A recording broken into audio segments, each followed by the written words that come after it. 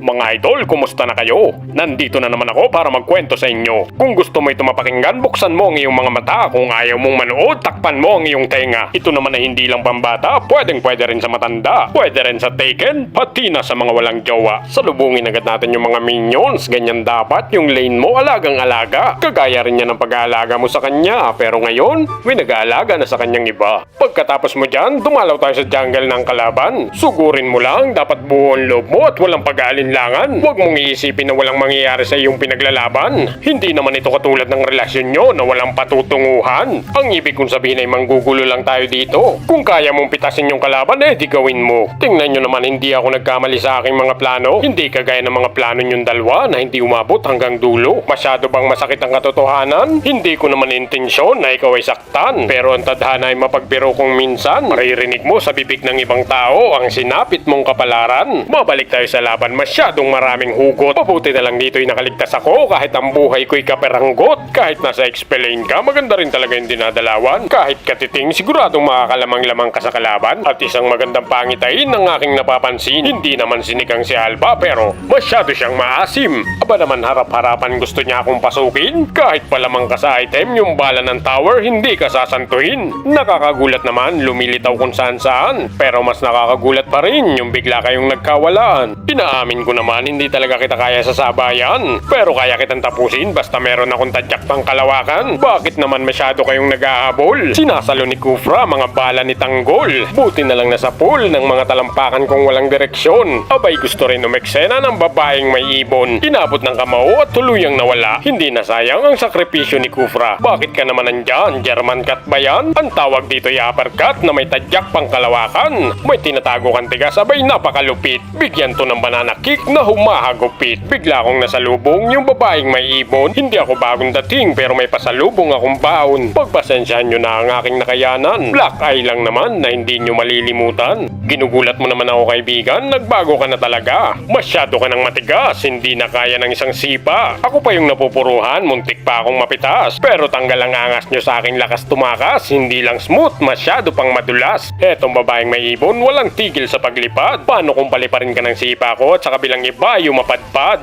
Tumakas ka na kaibigan, napapalibutan ka na nila. Subalit bakit ganon? Ang katapusan mo ay katapusan ko rin pala. Pipilitin kitang abutin kahit masyado kang malayo. Tinamaan yung babaeng may ibon, tuluyan siyang naglaho. Nandito din pala yung aking kaibigan na hindi ko malilimutan. Sa pagtatagpo ng aming landas, masigabong tadyak pang kalawakan. At ito ay para sa tikbalang at ito ay para sa tiktik. At ito naman para sa aking kaibigan ni pinagbabawal na tiknik. Masyado akong natuwa at masyado akong nagalak. Yung mga bala ng tore nilasap ko ng kaisarap. Sa aking pagising ang laban ay tapos na kaya tinapos ko ng tuluyan bago tapusin ang iba. At alam nyo bang panalo pa sana sila dito?